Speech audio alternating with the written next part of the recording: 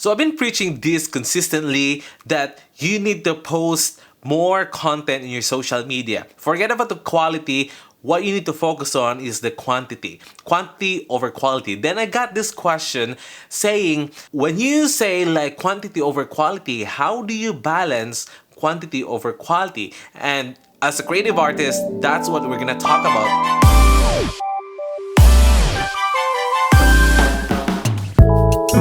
Hey, welcome back everyone. Now, how can you create and how can you push more content because you think that that content is not good enough? Now, before we get started, quality is a subjective part. Now, whatever you do, sometimes when you do something great and then when you push out those content on social media, there will always be people that will say like, oh, it's not good enough. Oh, maybe they can do better if they just do this. So there are always critics, and sometimes when you do this content and you feel like this is good enough, and then when you post it on your social media, you get discouraged because like you think that it's a good content, but it turns out like most people didn't like it. And then here comes the other thing, like you think like, oh, it's a garbage, and then you just like all of a sudden you just decided to post it, and then here comes the engagement. It's blowing up through the roof, and you might be saying like, what the heck, what's happening? That content is like a garbage, and it seems like people are resonating with those content. So here are some of the tips that I can share with you so that you can push more content. And if you come to think about it, quality is a subjective and quantity is a number. So when you say like, I'm gonna push out 10 contents per day, that's a number, that's an absolute number, which is 10 content per day. But when you say this is really good, people will ask you like, how good is it? How can you say that that is good? I don't see that your content is really good, but there are also content that is good enough. So how can you make and get around with those things so that you can publish more content? So the first thing is you need to set a number that is comfortable to you. Now, you don't need to follow other stuff or other people that will say like post 10 content per day or post 20 content per day, which is great if you can do it and if you have a team behind you. But if you are just a one-man band, try to figure out what is the good number for you, that when you do it, when you say it, that I'm gonna post something like this kind of amount of number, then you are able to perform it. Now in my case, I decided to post more content, which is like at least 10 contents per day, and that includes all throughout social media. And then I'm working out to post multiple times per day, and this is where I'm trying to set and build a system and processes so that I can enhance and optimize my workflow. Now come to think about it, if you will set what are the number that you're comfortable working in order for you to produce content, then that's where you will stick to your number. So that's the first tip that I want you to remember.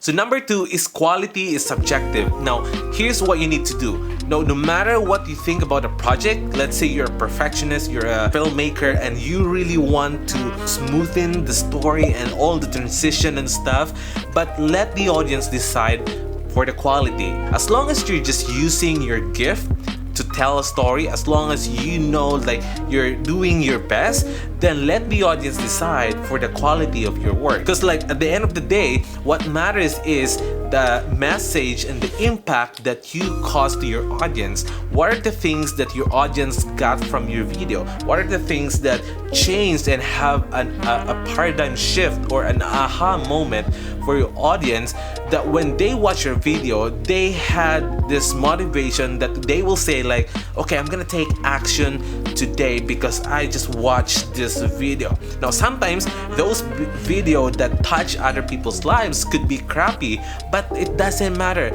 Let your audience decide for the quality of the content that you're putting out. And then the last tip that I will share with you is when you do more, when you create more content, this is where you learn faster. Now, when I decided to just vlog every single day, when I got started, when I really want to publish more videos, I decided to make a vlog every single day. Now, I will shoot for the rest of the day and I will spend late nights to edit those videos. And it happens when we went for a road trip from Vancouver down to Arizona to Utah and Montana, going Alberta, and it took us 7,000 kilometers or miles, I guess. No, I think it was kilometers. It took us 7,000 kilometers in order for us to get back home. And I drive for the rest of the trip because like I was with my wife, my mom, and my grandma, and no one else can drive the car except myself. So every time I drive and then every time we get to the location, surprisingly, the passenger are more tired than me, which I'm the one driving. And then when we get to the hotel, I will be the one carrying all the bags, going to the hotel room, and then I'll be the one getting the bags from the hotel room, going back to the car. And then I still need to spare some time for me to edit so that I can publish videos. Now, it doesn't matter if that video is not good enough, but the main purpose why I did that, so that I can learn faster than everyone else. And that was my mindset at that time. And then later on, what I got from those extensive editing and shooting is that I will be able to make a same-day edit for a wedding.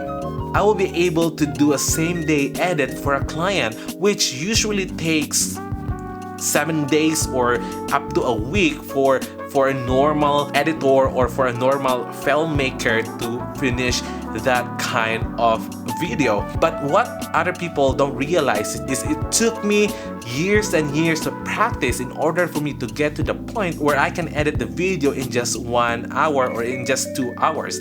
So these are some of the things that most people don't see. They usually see just the tip of the iceberg, and then the rest, they don't see it. They don't see late nights. They don't see the hard work that you do. That is why it is very important for you to identify what are my limitations, what are the things that I can do, what are the things that I can't do right now, and what are the things that I can do so that I will be able to overcome and conquer these limiting beliefs that I have. So think about it. Don't worry about the quality, because let your audience decide the quality of your content. And then the second thing is identify the number of videos or content that you will be pushing out that is comfortable to you.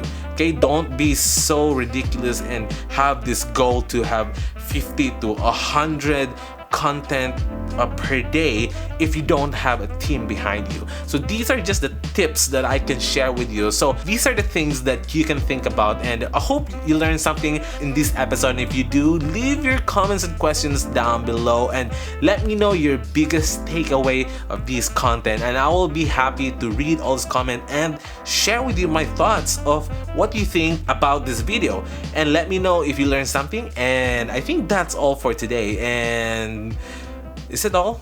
Yeah, sure. So that is all for today, and I'm not talking to anyone, just pretending, okay? And I'll see you tomorrow. Ciao for now.